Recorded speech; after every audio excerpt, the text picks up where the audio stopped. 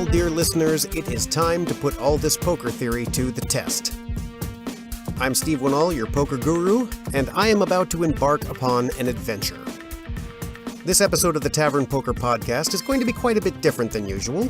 Normally, I'll pick a topic of discussion and then talk about basic poker strategy or poker theory. Not this time. What you're about to hear is a series of straight-up tournament reports. Now, I have a pretty big event coming up. It's an event where there's a series of tournaments that I'm going to be playing, and rather than just use this as fuel on some later date to explain certain concepts that I'm discussing in my episodes, I thought maybe I would take you along for the ride and do a genuine post-mortem of every single event that I'm in. Now, the event in question is the World Poker Open, which is a large, twice-a-year event hosted by the largest of the tavern leagues in the United States of America, known as World Tavern Poker. Now, normally I don't like to mention certain events or companies because I don't want to favor one league over another or one business over another, or of course run into any rights infringement. But I have a feeling that World Tavern Poker won't really have an issue with this, as I'm basically giving them an entire podcast worth of advertising. You're welcome, World Tavern. So to put this in context, World Tavern Poker, the largest bar league of its kind in the United States, holds two 26-week-long seasons in the course of a year. These seasons are played out at hundreds of different venues all across the United States. These venues are usually small local bars and restaurants where anybody who wishes to play can stop in, sign up for the tournament, and with no money down, play in up to 2 tournaments a night for the chance to earn points and qualify for seats to larger events. Well, the larger events that you try to qualify for are held at the World Poker Open, which they do twice a year, once in the spring, once in the fall. The fall is usually held in Las Vegas, but the one coming up is the spring, which is going to be held at the Mohegan Sun Casino in Wilkes-Barre, Pennsylvania.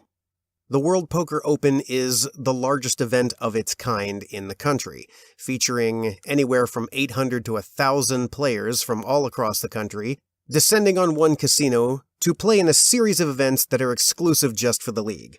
Included in those events are the National Championships and something called the National Tournament of Champions.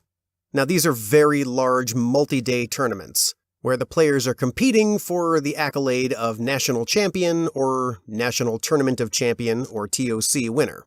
And in addition to the prestige that comes along with earning one of those titles, players are also fighting for a chance to win a seat to the World Series of Poker. In short, a chance to actually win millions of dollars. And aside from those 2 main events, there are several other tournaments that players can participate in over the course of the week-long World Poker Open. Now, I have been to several of these events in the past, and I've done fairly well in some of them and not so well in others. I have never quite managed to qualify for the World Series of Poker, but I have been close a couple of times. This year is a little bit different, however, because this year I have a podcast. So here's the plan. As of right now, I am planning on competing in 5 different tournaments over the course of 5 days. Included in those tournaments are both the National Championship and the National Tournament of Champions. In short, I will be attempting to free roll my way into a World Series seat.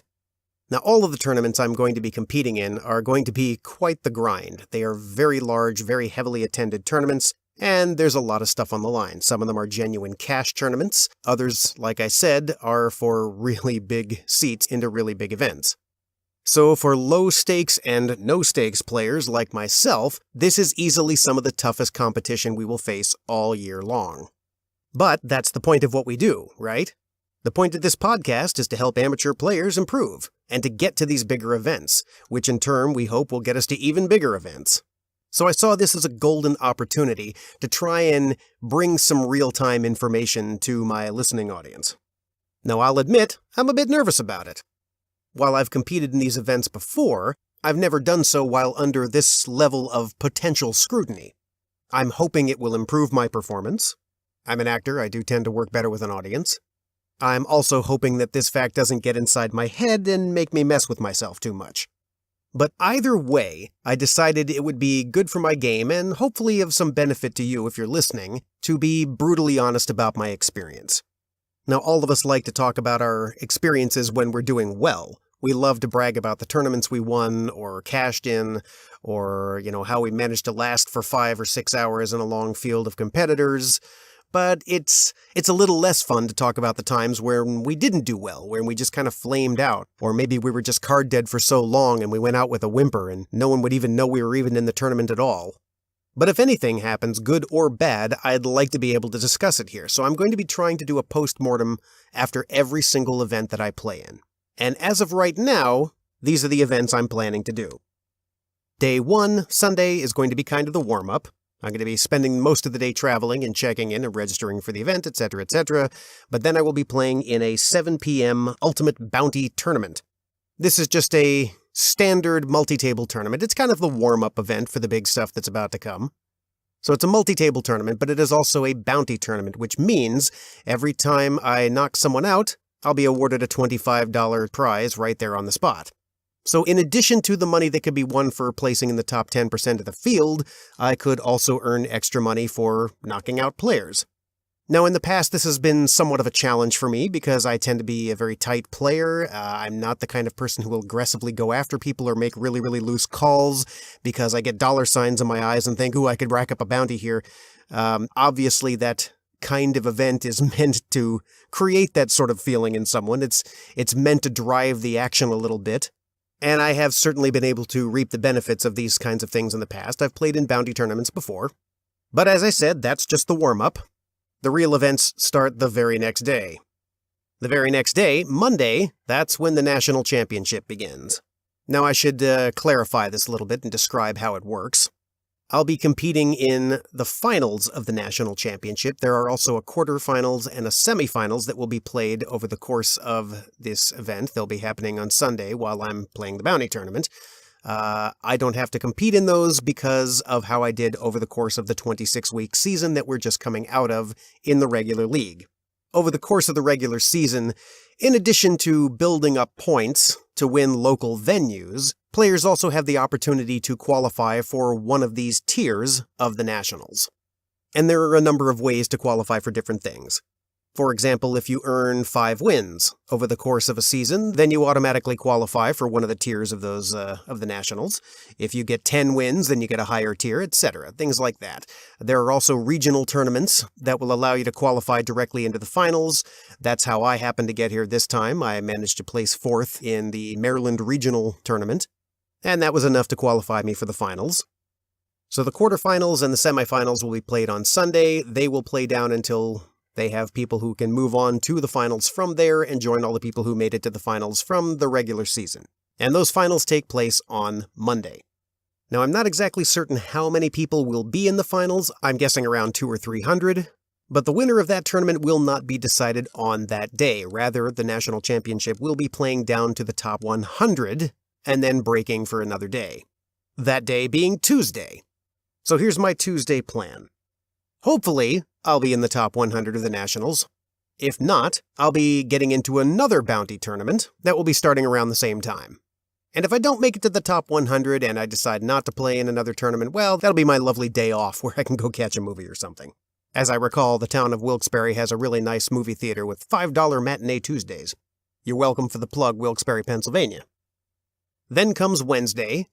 Now, Wednesday is also kind of a break day in that there is no national championships playing at that point. That will be resolved. Hopefully, hopefully you'll be listening to the new national champion at this point. But that, like I said, that's very unlikely because that's a pretty big grind of a tournament. This is not to say there aren't many tournaments taking place on Wednesday, and I have already been sort of recruited to play in one of them. There is something they're calling the Dream Team event. Now, this is a standard multi-table tournament, so everybody's playing like they would in a normal tournament, but everyone is also attached to a 4-person team. Now, the way this is going to work is, while everyone is still playing for themselves, there is also a separate prize pool of $1,000 that will be paid out to whichever team manages to have all 4 of their members place the highest.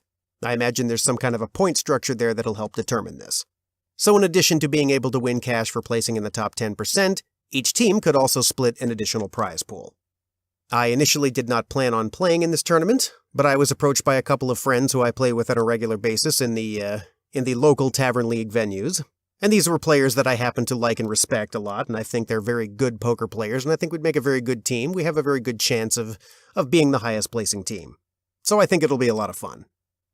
And that brings us to the final day of the event, Thursday, and this is the big one. This is the National Tournament of Champions, the National TOC. Now for the National Championships, there are World Series bracelet event seats being handed out to the highest finishers. I believe the top 8, the final table, are all going to win seats to the World Series. But I believe those seats top out at something like a $5,000 package. The National TOC, however, is a direct qualifier to the main event of the World Series of Poker, the $10,000 main event. So winning the TOC means you get to go to Las Vegas and compete for the biggest poker title in the world, which typically has a top prize around $8 million. Now, just like the national championships, there are a couple of tiers that people can compete in to get there. Once again, I've qualified directly for the finals of that tournament, so I can skip all the earlier stuff, thankfully, because that is a grind in and of itself. There will be a series of shootout tournaments that happen earlier, and all the qualifiers from those events will combine with the people who are qualified directly for the finals, and then we're off and running. And again, if all goes well, by the time you listen to the end of this podcast, you'll be listening to the National TOC champion. So that's the schedule. But before we get into it, I feel like I feel the need to issue a couple of disclaimers here, if for no other reason than to help me save face when things go inevitably wrong. No, I'm not really going to think like that. I tend to think positively as far as these things go. I think you have to.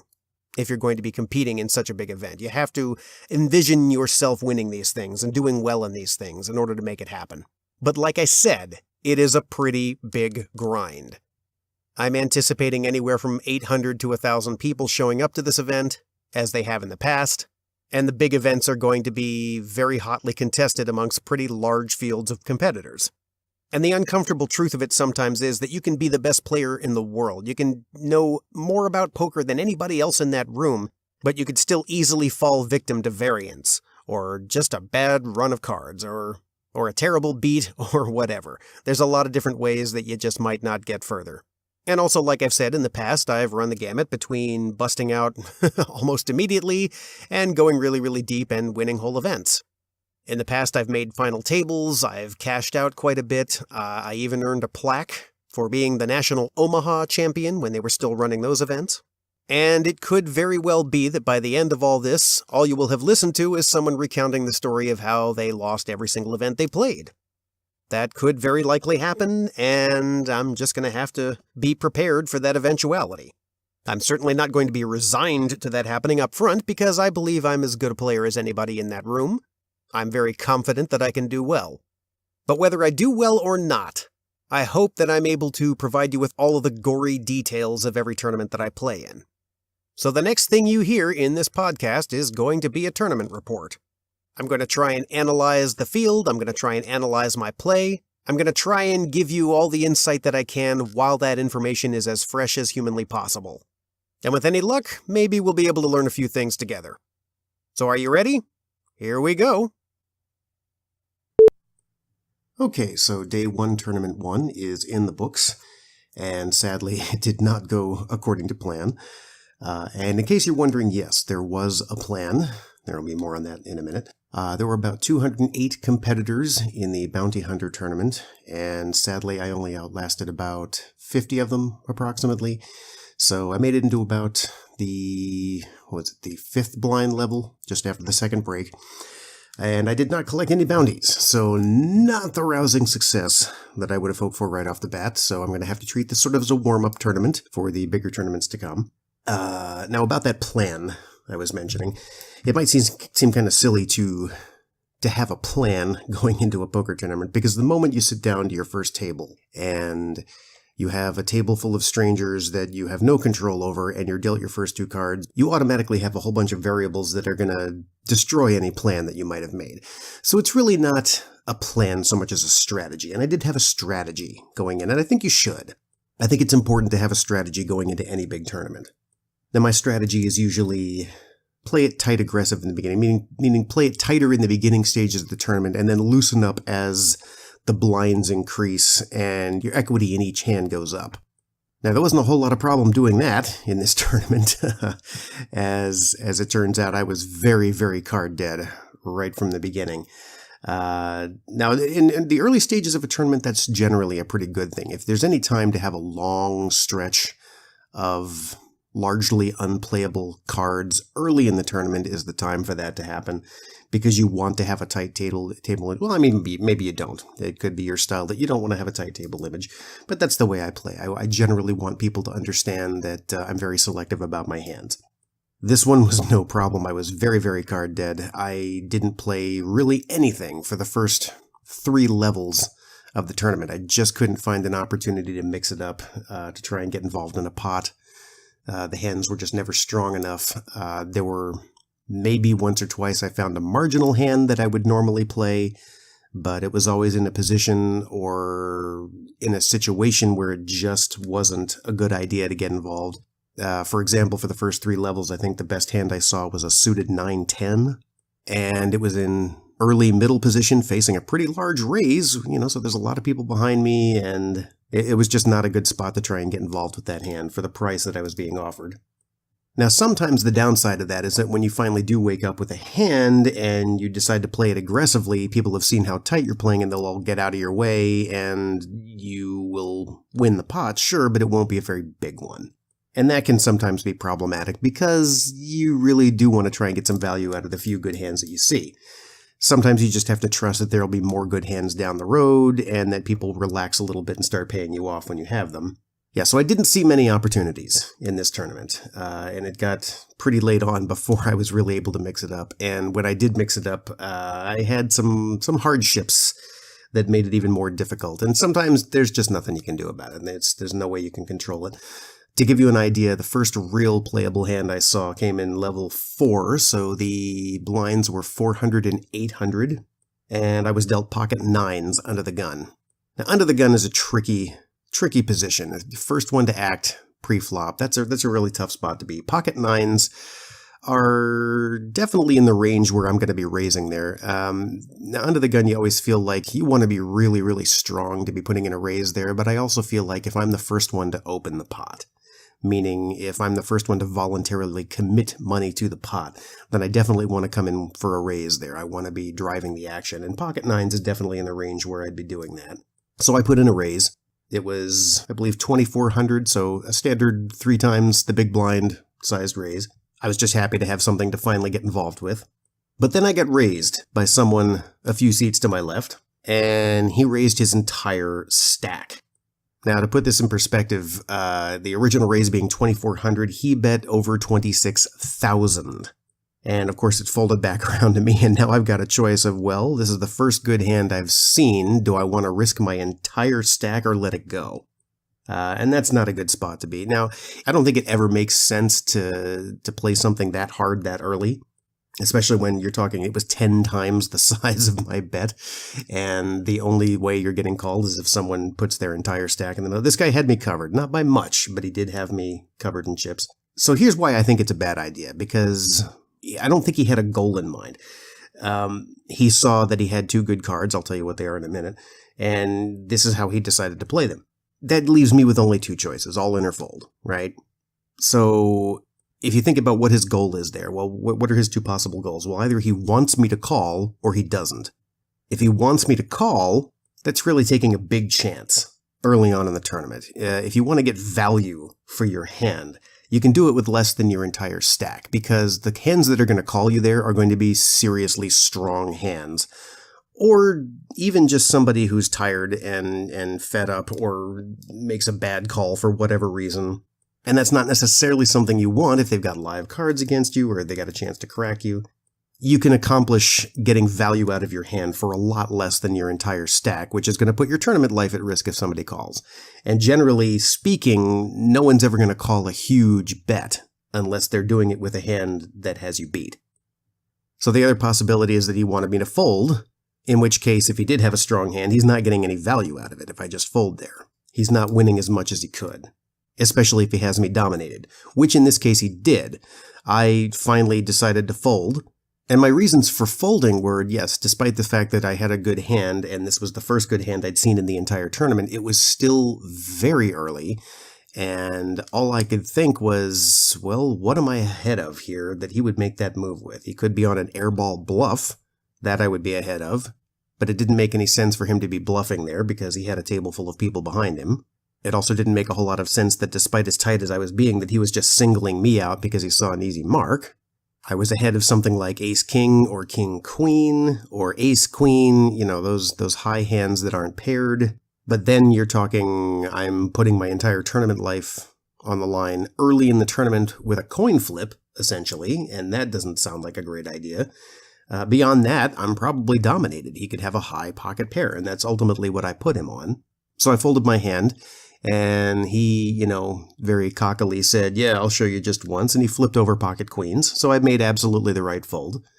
So I wasn't as concerned about my laydown there. I think I made the correct laydown, obviously, but it was more odd that he would make that move with that hand that early in the tournament. If we had been, 4 levels on, or he was short stacked, or I was short stacked, and the people behind him hadn't showed a lot of aggression, there's a lot more situations there that would have made sense to have commit 26,000 to the pot, but just not in that spot.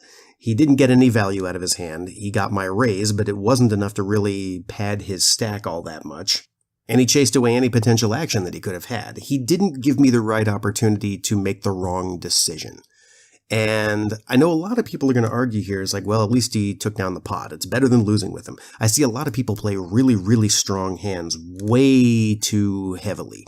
They'll shove their whole stack in and then be happy that they just stole the blinds. Well, yeah, you're going to win the pot. It's one way to ensure that you don't lose with them, except sometimes people are going to call you and you might get them cracked. And then you've lost your whole stack instead of just a smaller pot had you made a more reasonable bet. Because here's the thing, if someone's going to call you, they're going to call you. You can't control that. But he could have achieved the same thing with a smaller bet, a smaller re-raise. If you're afraid to get value out of your hands, if you're afraid to try and play your hands, especially during the few times when you have a strong hand that statistically is favored to win, then you need to reevaluate your game, I think. Now, I know a lot of people tend to play that way, and I don't want to tell anybody they're playing wrong, because again, what do I know? If you win the pot, you win the pot. But this is strategy that is geared toward actually winning a tournament, not just sustaining your stack. And, from my perspective, that's kind of a mistake as well because I didn't maintain my stack. I folded for pretty much the first 3 blind levels. And despite the fact that early on, I think that's okay because the pot sizes aren't as big, the blinds aren't as big, you don't have as much profit in getting involved as you do later on, and also I'm working on a tight table image. It's better to do it then, but I do think you do need to be active at least a little bit in every single level because it is about increasing your chip stack and keeping it relevant. And in this tournament, I definitely failed to do that. I think there were a lot of circumstances beyond my control, but I have to reevaluate if there's something I could have done better here. The only other hand of note that I really want to talk about here was actually a definite mistake on my part. It was not the last hand I played. I think the last hand I played was not a mistake. It was the best thing I could have done, and I just got unlucky. But the hand in question is where I did finally wake up with a decent hand in middle position, and I put in a raise, but I failed to notice that the blinds had gone up. Now, this is an absurdly specific situation. The blinds were increasing pretty fast, a little faster than the tournament director could keep up with it seemed. So they would announce the blinds were going up, but sometimes they would do it a minute before it actually happened, and in this case, they did it 2 minutes after it happened. Well, the dealer and the rest of the table did notice that they had gone up, and they had just gone up, so they posted the blinds. But somehow I just kind of blanked out about it, and I forgot. I forgot that this was the first hand where they had gone up. So when I put in my raise in middle position, I put in a bet size that made sense for the level that we had just been in. We were coming out of the 1,000, 2,000 level, and I made a bet of 5,000. So about 2.5 times the big blind, I thought.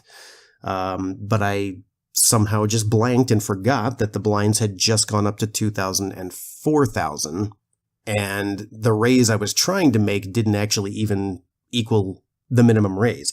And so when it was pointed out that that wasn't a legal bet, I was held to the minimum raise. And the minimum raise was not what I wanted to make. I wanted to make a 2.5 times to 3 times the big blind raise, but that didn't happen. I wound up making an $8,000 bet instead of the $10,000 or $12,000 bet that I would have made had I remembered that the blinds had gone up. And the consequence of that was that one of the blinds, the guy in the small blind who had a massive chip stack, was suddenly getting a much better price to call me, and he did, and the flop was garbage, and he clearly hit it, and he bet very hard, and I hadn't hit anything, and I had to go away, and that kind of hurt my stack a little bit. It hurt my image a little bit. I was less concerned about my image. But that was sort of the beginning of the end there. I got hurt after that, and I never really managed to recover. So it just goes to show you that a small lapse in concentration can sometimes have serious consequences. And the worst case of that, I think, actually happened at a different table. It wasn't even me, but this is noteworthy of something that happened in this tournament. There was another player who I'm familiar with from the state of Maryland. He plays in my region. We're playing with players from all over the nation in this tournament, but this is another player that I know. He was at a different table, and someone made a bet, and he called it, but what he heard the player announce when they raised was 32, and he thought they had bet 3,200, and so he called because he was willing to call 3,200, and it was only after he said the words call that he realized the guy had bet 32,000. Which is a bit of a difference. And he was, unfortunately, he announced it, and he was held to that, so he had to put his entire stack in, and it didn't hold up, and he was eliminated from the tournament. So that was a pretty rough mistake there. So yeah, it just goes to show you lapse in concentration can have some pretty dire consequences, and when you're in a big tournament like this, it's going to take a lot of focus. So, first tournament down, not a success. That's okay. I've got more to come, and today is the big one. This is day 2 while I'm recording this, and day 2 is going to be the Nationals. So I'm going into the finals of the Nationals. Quarterfinals and the semifinals played out yesterday. I was on the rail sweating a lot of different players who I knew, most of whom did not make it in, sad to say. Some of them are playing today who are directly into the finals. So hopefully today will go well. I will give you a tournament report about that. It's going to be another long, hard slog, so just going to give the heads up that it may not be anything more to report than I just did, but I still think there's some value in discussing even when things don't go well, or, as I said, according to plan. So, day 2 is on. Tournament 2 is coming up. More to report. See you on the flip side. Okay, so day 2, tournament 2 is over and done with, and this was a rough one. Sorry to spoil the ending, but needless to say, I did not make it to day 2 of the finals. Now, this in and of itself was not unusual. It was really kind of expected. To give you an idea of what I was dealing with, there were approximately 350 people competing in the finals, and when both flights were finished, only about 40 of them made the final cut. So it was a brutal, brutal cutoff. So the fact that I didn't make it is not in and of itself unusual. What made it unusual was how I went out of the tournament. This is going to be a hand that's going to haunt me for a long, long time. A few episodes back, I did a podcast entitled The Worst of the Worst, wherein I posed the question, what's the worst thing that's ever happened to you at the poker table? And at the time, I didn't really have an answer for myself. I wasn't really able to come up with something that I would have considered the worst hand or the worst moment. Well, I now have an answer to that question, because the worst hand I've ever been involved in a game of poker happened in this tournament, and it was rough. Now, obviously, there was more to talk about in this tournament than just that hand, but it was the operative moment. It was the most important one. And so it's what I'm going to be focusing on here. I am going to give a little backstory to it, just to build up and set the tone for how this hand came to be. Now, this tournament actually started off kind of tough for me. Unlike the previous day's bounty tournament where I was card dead for the first 3 levels, this one was not like that at all. This one I had some really strong hands right up front, and I was pretty active.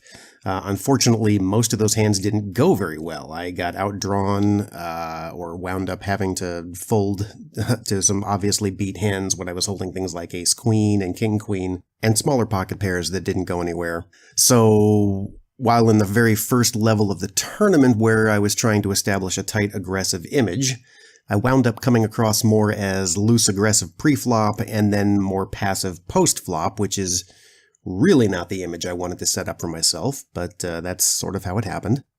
So I took a bad hit early on after the first level, but I was able to recover and not just build my stack back up, but briefly take the chip lead when I won a nice pot with pocket kings, and then I flopped a straight with king jack when someone else had flopped the same straight with king 8. So I took a very large chunk of chips there. But the hand in question, to set this up even a little bit further, there were two players seated directly to my left who had been very, very aggressive. One of them in particular, the man sitting directly to my left, was what we would call a bit of a loose cannon. He had been very aggressive with his hands. He was calling very light on a lot of things. He'd even called someone's small all-in with nothing but king high simply because he wanted the information. So he knew he was doubling someone up, and he had nothing but king high, but he just wanted to see what hand they were playing. That's how much of a loose cannon this guy was. So I was well aware of how he'd been playing. But I'd also noticed that against certain players, he was not going to do anything if he knew he was beat. And he also wasn't putting himself at too much risk when he made a lot of these plays, because his stack was, it was suffering from variance, but it was going up and down. Well, this is at a moment where he had a nice stack. He had a decent chip stack, and I was sitting on just under 40,000 in chips. And the two guys, I was on the button, the two guys to my left were in the blinds, of course. It folded all the way around to me, and I had king-queen offsuit. Now, of course, my normal instinct here is to raise. But these guys had seen me do that a lot, and they had seen me let go of it if I got 3-bet in certain situations. Now, I knew I wasn't going to let it go if I got 3-bet here, but I wanted to try and make it look like I had something playable, but I didn't want to make an obvious position raise there. I wanted to mix it up a little bit, so I just limped in with my king-queen. Now, you may argue that that was a mistake, but part of my reasoning here was I felt it was also very possible that these guys were going to try and raise because my limp would have been seen as weakness. These were guys who were very likely to try and exploit something like that. Well, as it turns out, that didn't happen. The small blind just completed, and the big blind checked his option. 3 of us went to the flop. The flop was 3-6-8 rainbow, so there was no real straight out there. There was no flush possibility. We had 3 suits, and they were all just low junky cards, which did not improve my hand in any way, but it wasn't bad for me, because the way I see it, if I had the best hand going in, I very likely still had the best hand now. It checked all around. I thought about putting in a bet there, but I wanted to see another card to try and find something that I could make it look like a higher hand had hit. So anything 10 and up on the turn, I was likely going to fire. And if I'd also sensed any more weakness from them, I was also likely going to put in a bet as well. So the turn came out and it was a deuce, and it was the 4th suit, so no flush was going to be possible in this hand. And a straight was looking, well, it was looking really unlikely, and it certainly wasn't there yet. Now, at this point, they both checked me again, and I think, okay, this is a good moment to fire. If I had the best hand going in, I very likely have the best hand now. It's possible that one of these guys hit it, but I want to try and build a pot. I want to establish a betting lead here. So I bet about 3,000. Now, the blinds at this point were 800 and 1,600. That's going to be very important. So I fired about 3,200. Yeah, it was 2 big blinds is what I fired in there. Now, at this point, loose cannon to my left decided this was his moment. This was the weakness that he was sensing, and I was expecting this, but he re-raised me. He put in about 7,000, and the big blind folded. Now, as I said, I'd been expecting this, and I was looking for a moment to not play the cards so much as play the player, because he hadn't seen me do anything but back down in these situations. And I know that's what he was counting on here. This was just a move of naked aggression. I could not put him on any hand at all. That was my read on him, was that he had nothing. And that's going to be a very important later. Remember that. Now, I thought about just flat calling here, but that's not at all what I wanted to do, because like I said, I was not playing the cards so much as playing the player at this point. So I made the decision to re-raise him again. And I bet 15,000. Now, that was about half of my running. I had about 13,000 left after that. But I was more than doubling the size of his bet. And he thought for a minute, and he wound up just flat calling me. Now, that might have sent some flags up, but I had also seen this guy play, and I knew that he was capable of just making very loose calls, and he was likely going to try and do something on a later street. if he'd sensed any more weakness from me. Now, the river was a 9, so it was possible there was a straight out there, but really unlikely. There was no flush. They were all low cards. I had 2 overcards to the board. I had nothing but king high. That's important to note. At this point, he just checked to me. So this was the weakness from him that I'd been looking for. And now I thought long and hard about how I was going to handle this next move. So it's very important to understand that I didn't just do this in a vacuum. I really had to think this out and decide what the best way to play it was. I didn't want to stall for too long because the longer you think about something, the more suspicious it looks. But I'll tell you what my thought process was. I looked at the number of chips in the pot. Now, the number of chips in the pot was over 40,000, so it was more than my entire stack that I had started this hand with. It was a very large stack of chips. I had only 13,000 left, so that was another thing I looked at. And then I looked at his chip stack. He only had about 16,000 left, so he had me covered, but it was a situation where he couldn't afford to just make a loose call. And that check was a very big read on him. I now was convinced he had nothing. Absolutely convinced. That was my original read on him. That was still my read now. And I realized the only way I was going to take this pot down was to bet all in. It was the only bet that was going to make any sense after the action that had taken place in this hand. That was a very big pot. Yes, it was early in the tournament, but this was a turning point. This was something that would have gotten me much, much, much further into the tournament. It would have put me in a great position to make it to day 2. And if I'd let it go, if I'd just checked there, I knew I wasn't going to win with king high. So that would have left me with only 13,000, less than 10 big blinds. That's not a position I wanted to be in. So I made the boldest play that I've made in a tournament of this size to date, and I pushed all in. And he went into the tank. He started thinking for a long time. And immediately I knew that as scary as it was to play it the way I did, it was absolutely the right decision. I knew now that my read was correct, that he didn't have anything, or at least he didn't have anything that was strong enough to call with, especially considering that if he'd called and was wrong, then he would only have 3,000 left. And remember, the blinds are 800 and 1,600. He would have had less than 2 big blinds remaining if he'd called and was wrong. So that's a big thing to remember. Well, he thought for a long, long time, and I watched him struggling. He was counting his chips. He was shuffling his cards back and forth. He was clearly torn on what to do here. And I could sense some of the other players around the table starting to shuffle around like maybe they were going to call the clock on him. So he was really torn about what to do here. Now, I considered talking to him at that point. That's not usually a strategy I employ, but I knew that there was some false tells I could give off to exude kind of an air of confidence. I considered saying to him, I'll show you either way. That's usually a way of telling them, yeah, I'm very comfortable about where I am. Ultimately, I decided, nope, I'm just going to let him stew. I'm just going to sit here and sit back with my arms crossed and not give him anything at all. Although even sitting back with your arms crossed is usually a tell of some pretty big confidence. But after a while, to my amazement and utter horror, he called. Now, the moment he called, I knew I was done. I had nothing but king high. I couldn't beat anything, so the moment his chips went in the middle, I was resigned to, oh well, that's it, I busted out, I didn't make day 2. And, that's fine, that was the risk I was willing to take. What made it horrifying, however, is when he tabled his hand. He had ace 7. So he had called me with the exact hand that I put him on, which was nothing. He had ace high, and not even a good ace high. He had an ace high with a 7 kicker. That 7, the 9 on the river had given him a 4-card straight, but he didn't have anything. It was literally just ace high that couldn't beat another ace high. So I was amazed. I had clearly given him too much credit as being someone who was not as crazy as he was. Because, let's put this in perspective. This was his tournament life.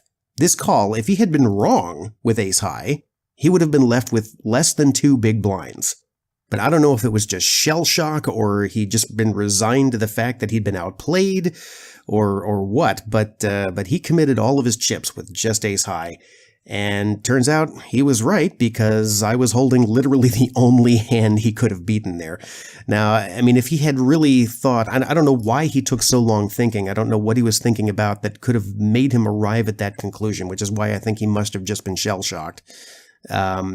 Because if you think about the sheer range of hands that I could have been playing there, king high would have been absolutely last on the list.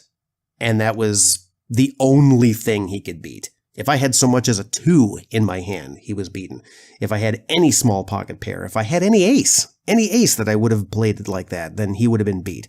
Because literally the only thing that I could have had that he would have beaten ace-wise that didn't hit the board in some way would have been ace 4 or ace 5. I suppose we could have chopped if I had the same hand as him, but I mean, there's no way he thought that deep.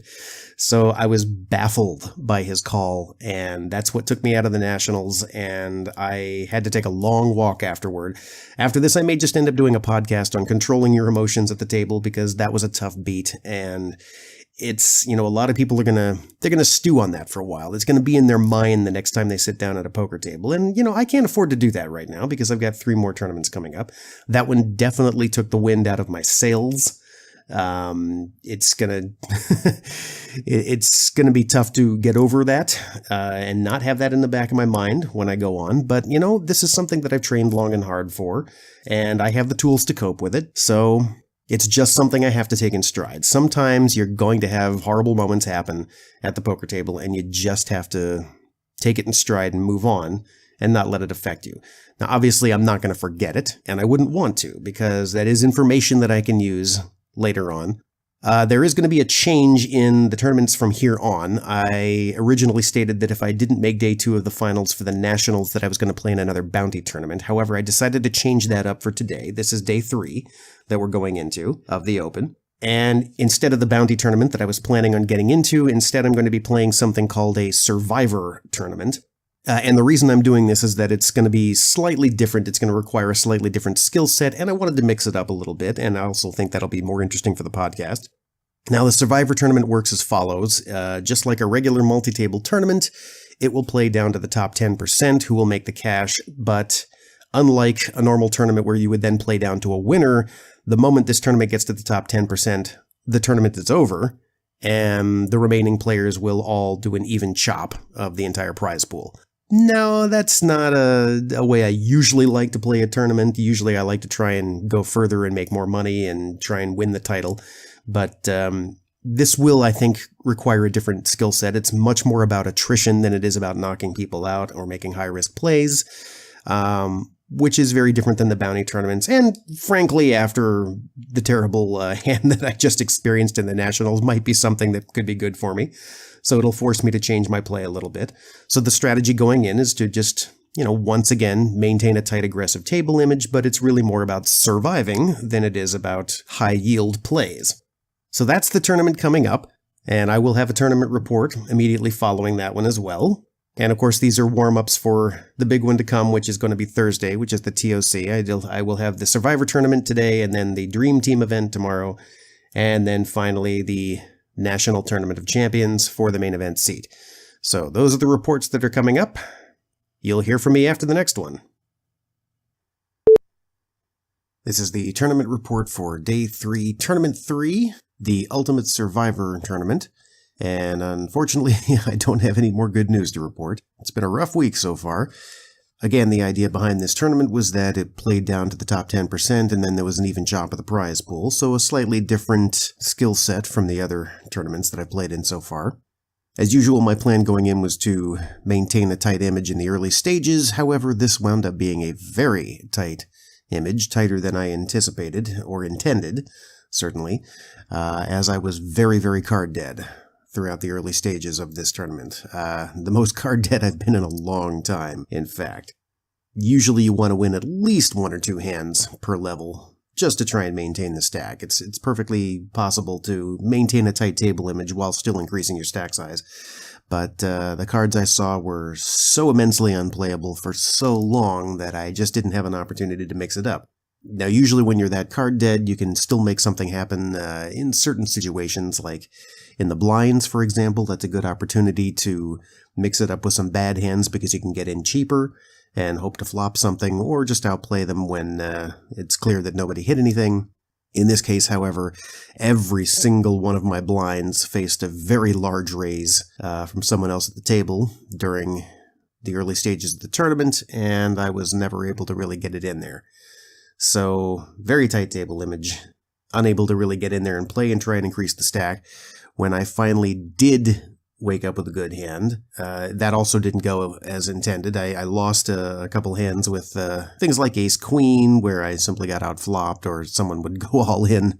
There was a little bit of overplaying some of the hands in the early stages of the tournament. There was one player in particular who was rather guilty of it, who overplayed a lot of his hands.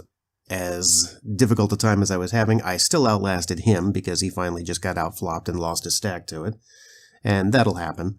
Finally saw a hand as good as King Jack, and I was on the button, and there was no raise. It was just the blinds at that point, but I put in a raise. I got called by both the blinds. They were both deep enough that they didn't have to worry too much about the raise, and they clearly wanted to see a flop. It was a king-high flop. I paired the king. They both checked me. My stack was low enough at that point that the only bet I could really make that made any sense was all in, so I pushed all my chips in. I got called by the small blind, who, as it turned out, had king 9, so he'd also paired the king, and I had a brief moment of panic when I realized he had a flush draw to go with it, but his flush didn't get there, and he didn't pair his 9 either. Unfortunately, the turn did pair the board, and the river was a queen, which meant we wound up chopping the pot, and instead of the double up that I really needed, I wound up winning only about 1,000 in chips. So that didn't help me. The first hand that I could say I actually won was a chop pot, and that didn't help me at all. From there, I finally did pick up a couple of good hands. I put in pre-flop raises with ace-queen and ace-jack consecutively, and I wound up taking those pots without a fight. Now that's, of course, the unfortunate drawback of having such an incredibly tight table image, is that when you finally wake up with something and try and get some value out of it, people are going to believe you and get out of the way, and you don't really get the value out of it that you would like. It's sort of a squandered opportunity, but still a win is a win, and you just kind of have to hope that you have more opportunities and you do get some value out of your hands so that you can increase the chip stack. Unfortunately for me, the next opportunity I had would end up being my last, and it was another pretty unceremonious exit from a tournament.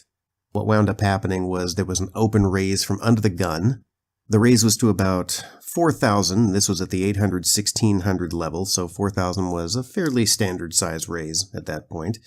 It folded around to me. I was on the button once again. I had pocket 10s and about 12,000 left in my stack, which was less than 10 blinds. And when you're that low, the only real play you have is to try and get it all in and double up, especially if you're facing a raise with a strong hand. To put it in perspective, if I just called there, I'm not taking the betting lead. I'm just kind of putting my fate in the hands of the cards, and that's not what I wanted to do. I'd also been at a table where I had seen people fold their open raise to a 3-bet before, and I was okay with that because his raise made what was in there worth winning, and winning with a good hand was my only real priority at this point. Now, if I'd put in something like a minimum raise, that would have committed a third of my stack to the pot. I would have been pot committed doing that. So any bet I made was going to pot commit me. So the only bet that made sense was to push all in. So I did. He called me very quickly. He was the only caller, which was baffling to me because it was about 60% of his stack. It was not a small call. And he turned over ace-5. Now, I was a little alarmed that he was so willing to call off that many chips with just ace-rag, especially considering I was absolutely the player with the tightest image at the table, and I'd only shown down good hands. And everybody knew I was only playing good hands because they'd seen me fold so much. But he was willing to get it in there knowing full well he had to have been dominated. And he was. Had pocket 10s. He only had 3 outs. Unfortunately, he hit one on the flop. Right on the flop, there was an ace, and I didn't improve, and that was it. I was out. So another unceremonious exit, and again, I might be scratching my head that someone was willing to commit that hard to a weak ace. But those are things that you don't have any control over, and you have to just remind yourself long-term that you want those calls, because in the long term, you're going to win more often than you're going to lose with those in that situation. And had I won, that would have propelled me forward. I would have had a much easier time of it. But that is yet another tournament where there was no cash and didn't go nearly as far as I would have liked. So getting beat up quite a bit in this week in the World Poker Open. However, there's an interesting turn of events going on. I thought there was going to be 2 more tournaments. As it turns out, there's going to be 3. My good friend Don Coleman, who has been doing very well this Open, he just placed very high in the Nationals. He wanted me to play in the next poker tournament with him, which is the Patriot Poker Tournament. This is one where there's an additional side pool that has been donated specifically for the veterans who play, but the idea being that they're bridging the gap between veterans and civilians by putting them in a big poker tournament together. My friend has decided to bankroll me in this tournament, so I'll be playing that one. There's going to be 2 tournaments today, so I may wind up with very little time to make tournament reports. You might end up hearing 3 tournament reports all rolled into one by the end of this. So I have 3 tournaments coming up. Today is the Patriot Poker Tournament, followed by the Dream Team Tournament, and then tomorrow is the big one, the National Tournament of Champions. So hopefully we will be able to report on those separately so that it's not all a big jumble. But we will see how it goes. We have a long day ahead and more to come. All right, the Day 4 tournament report is going to be a long one because we've got 2 tournaments to discuss here. The first of which is the Patriot Poker Tournament, the one I did not expect to play, but played it anyway. I can say this one went a little bit better than the previous tournaments on the simple basis that I lasted the longest of any of the tournaments so far. It was still not long enough to make any of the cash or really go as deep as I had anticipated or hoped. Something I noticed from this tournament is that I seem to be running into the same problems over and over and over again, which is that I will show some early aggression with my stronger hands. Those hands will not hold up. It'll do a little bit of damage to my stack, and then I'll go card dead for a long time. So I wound up in very much the same situation. Now, usually if the same thing keeps happening over and over and over again, that's usually an indication of a hole in my game. That's something that tells me that the common denominator there is me, and there's something I can do to change it.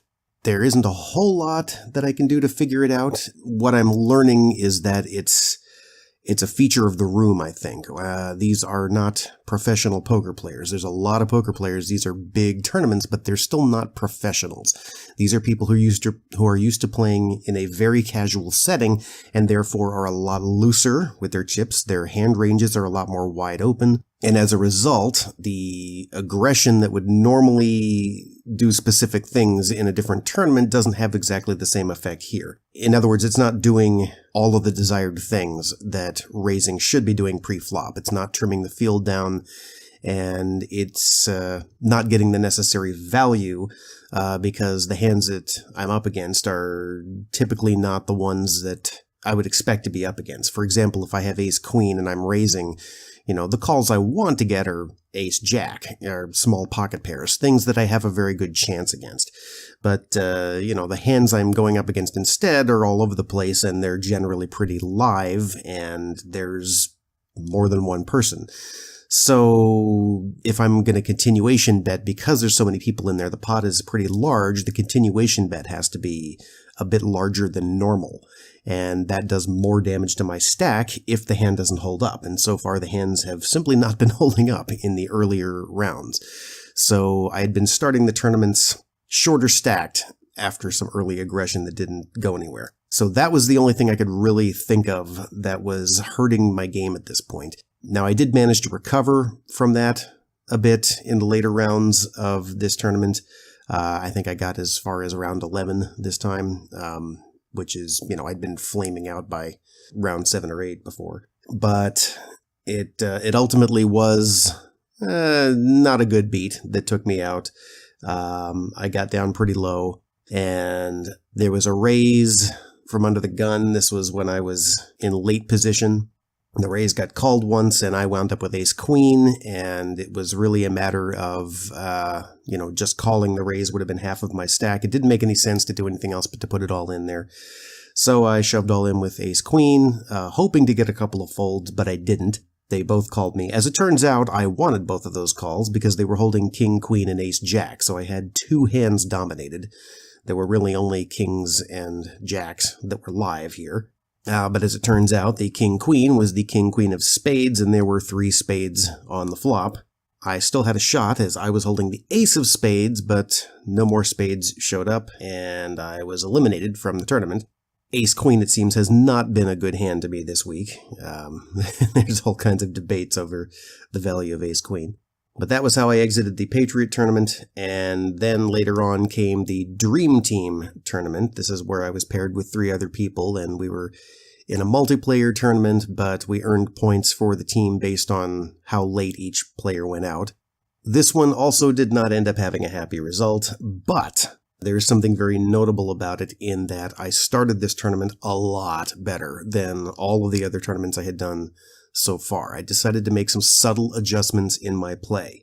And what I did was I decided to be a little more passive with my stronger hands in the early stages of the game. Now, this is something I would normally not recommend doing. Being passive, like backing off of the aggression is not something I usually advocate doing in any situation. But in this particular case, I was at a table with a couple people I had already played with in earlier tournaments, and I knew that they had a wide open hand range, and they were very susceptible to making 3 bets with garbage. So I decided I would be a little bit more trappy and see if I could actually get some hands to hit. And that actually worked. I managed to get a lot of value out of some stronger hands.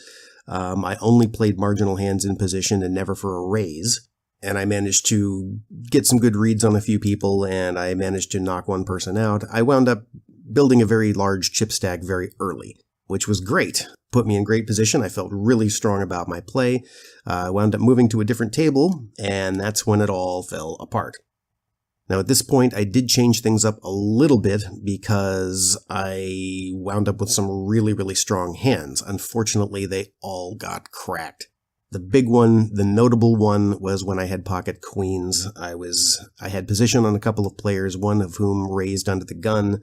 There was a caller from middle position, and I had pocket queens. So I put in a large raise. This was, I believe, the 1,000, 2,000 level, and there was a 2.5 times the big blind bet, and I doubled that bet. I more than doubled that bet, and it got called by both of the players. It was a jack-high flop, and I let out for about the same size raise that I had made pre-flop, and the original raiser folded, but I got called by the other guy, who it turns out had pocket jacks, and he had flop top set. And he had gone all in, but it was just for a teeny tiny bit more than my raise, so I called him, and I learned he had the set of jacks, and there wasn't much I could do about that. But that did some serious damage to my stack, unfortunately. And sometimes it's just going to happen, and there's nothing you can do. Someone that you're dominating just gets there, and that's kind of been the feature all week, unfortunately. But I was not able to recover from that. I wound up with 2 more strong hands, and they both got cracked. And once I got short stacked, I got down to king-queen and pushed all in. I got called by the same guy, and he had pocket jacks again. And again, he flopped a set of jacks. And this time there was a 10 with it on the flop, so I had an open-ended straight draw, but it didn't get there, and that's how I exited the Dream Team tournament. I had the largest stack on my team in the early rounds, and I was the first person on my team who went out, so that was really disappointing. Our team did end up hanging on for a good long while, but it was not enough to make the money, so we were out of that. That means there is one more tournament to go. That's today, day 5, and it is the big one. This is the National TOC. Now, just to not get the expectations too high right off the bat, this is going to be the toughest grind of the entire week. This is going to be similar to the Nationals in that there are a couple of flights featuring several hundred people, but unlike the Nationals, which started paying out at the top 16, the National TOC is going to be paying the top 8, so you have to make the final table in order to see any cash result of this, or a World Series seat. The payout will either be a World Series seat or a near cash equivalent, so it's a brutal, brutal cut. So the most likely scenario is that I'm not going to get there. So what I'm really hoping to do is to just go deep and to make sure that I can adjust my play as I did last night and go a little bit further than I have, and just end the week on a strong note. There's a friend of mine who says his father used to always tell him that if you can't come home a winner, at least come home with a good story.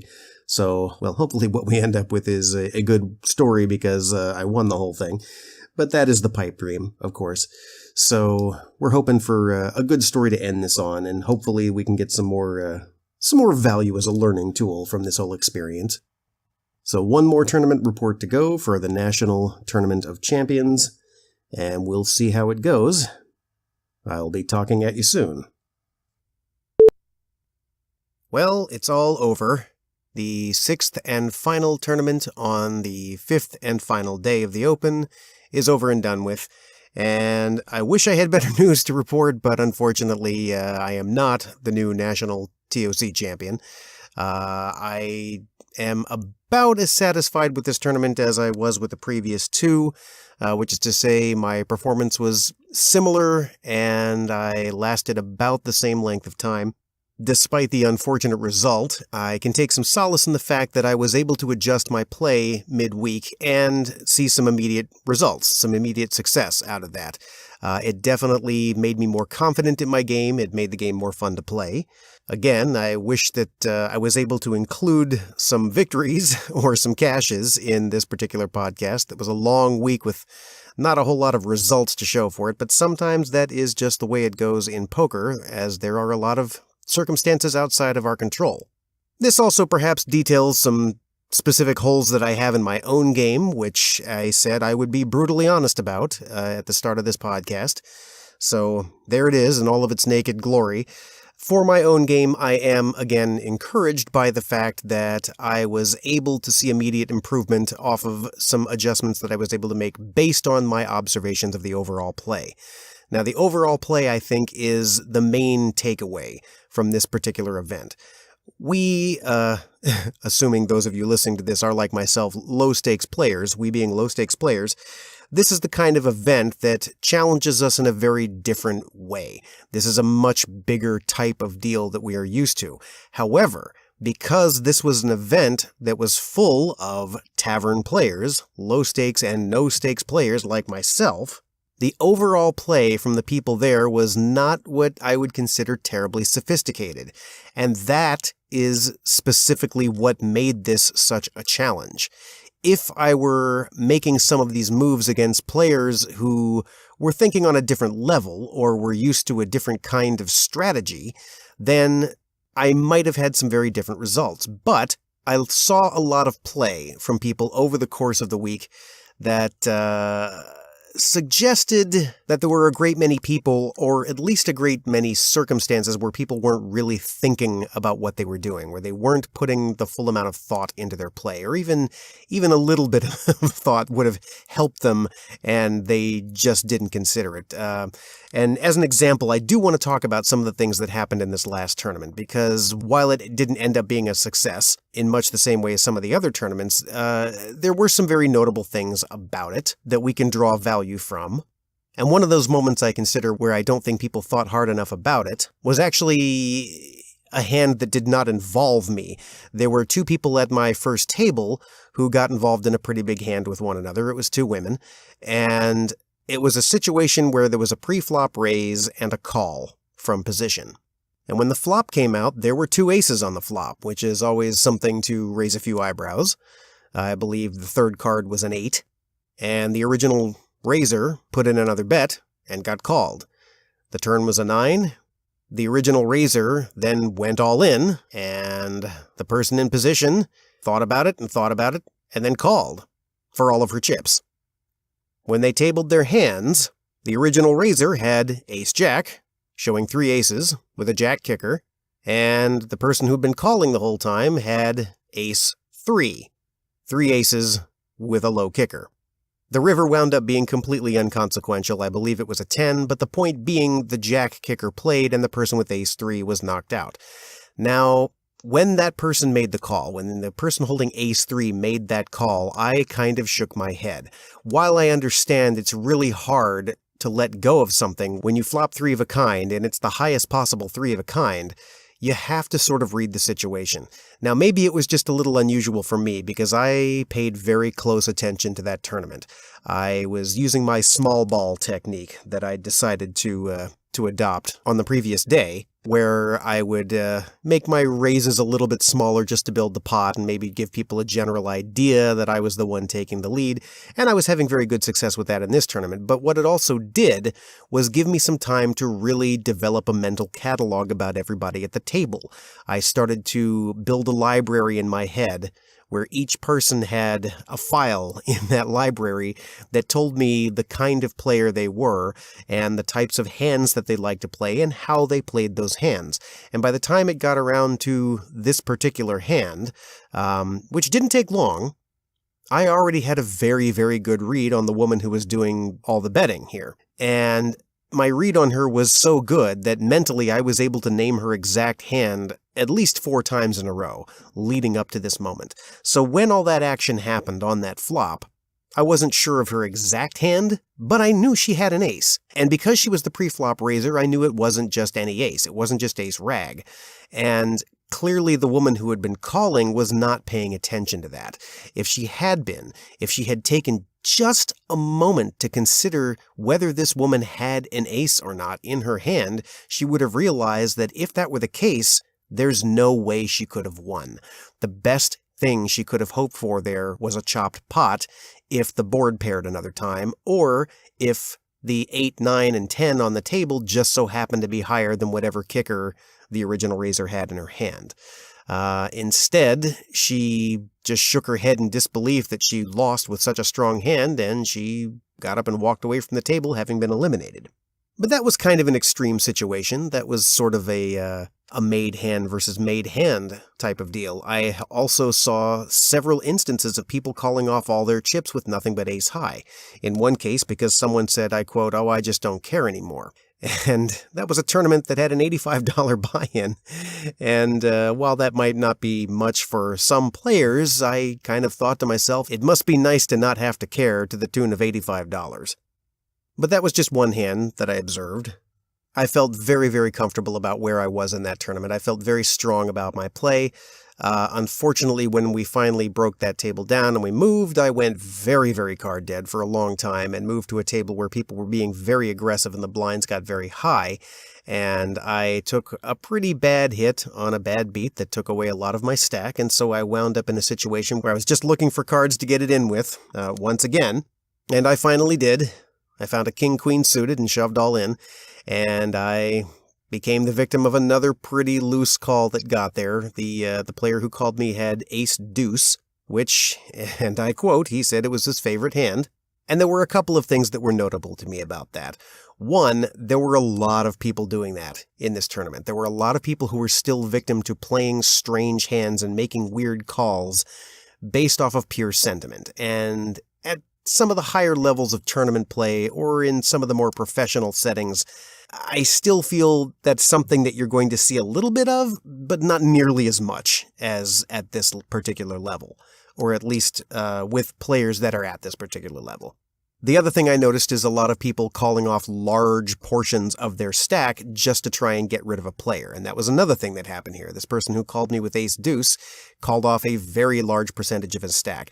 In fact, just a few hands prior, he was the short stack at the table, having taken a very bad hit when his pocket kings got cracked by somebody's pocket queens. A story I can very much relate to. But he got down to only a couple of blinds, and he managed to build it back up. But his stack was not very large yet. It was just barely enough to cover me. But he decided he was going to call off most of it with ace-deuce to try and take out the person who had done nothing but fold since arriving at his table. So he had to know I had something strong. So that was another thing that I noticed. Now, another thing that dawns on me in those situations is that I still have to remind myself I want those calls. I want people to make mistakes, because in the long run, I benefit from those mistakes.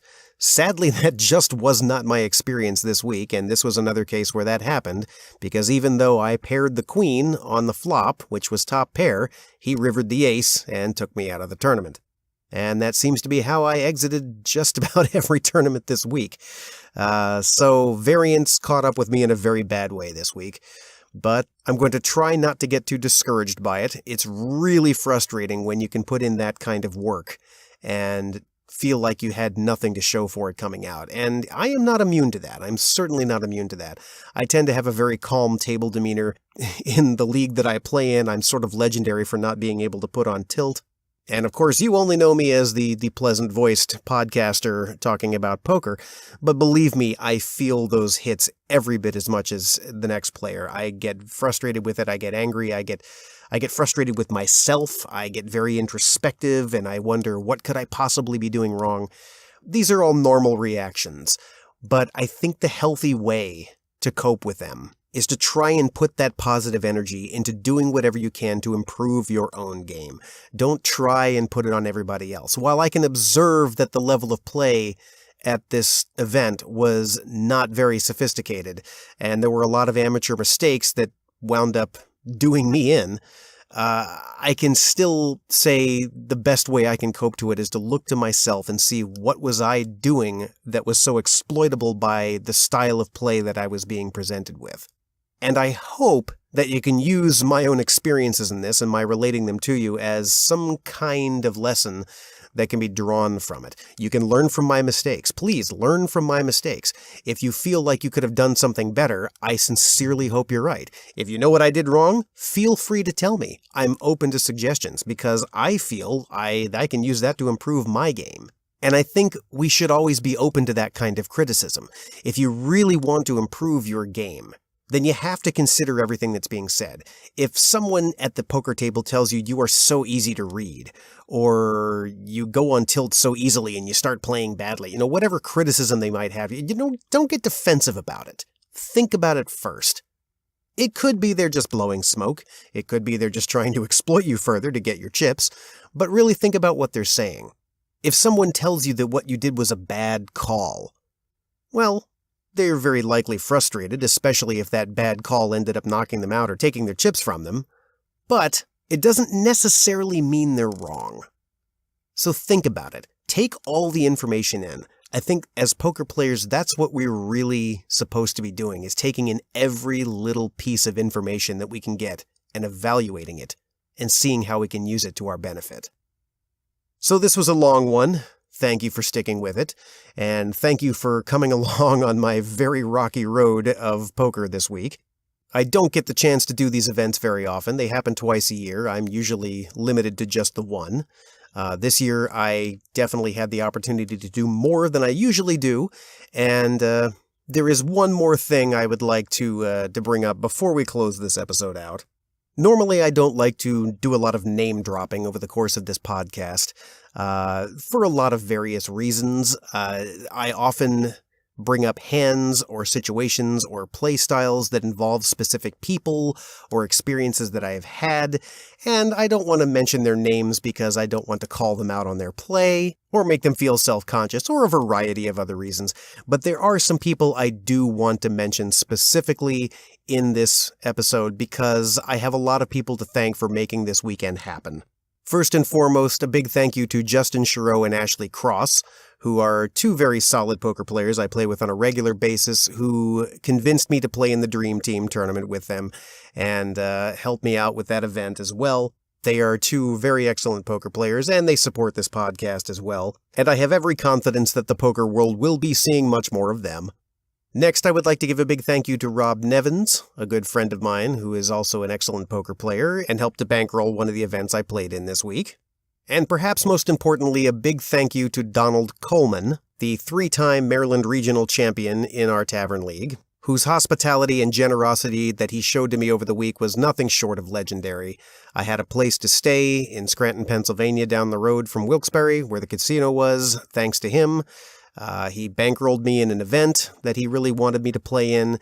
He bought me breakfast one morning and was overall a fantastic ally and a good friend over the course of the week. And I would also like to extend a big congratulations to him for making the top 16 of the national championship and earning himself a seat to the World Series. And finally, thank you to World Tavern Poker for putting on another big event that brought together so many people with such a love for the game, whether or not they're the greatest players in the world. So I hope you got some value out of hearing about my calamitous week and my trials and tribulations at the poker table. If you enjoy this podcast, please do me a favor and share it with your friends, give me a like, subscribe to my channel, because there are a lot more poker discussions to be had. Until next time, this is Steve Wannall, your poker guru. This has been the Tavern Poker Podcast. Thank you so much for listening.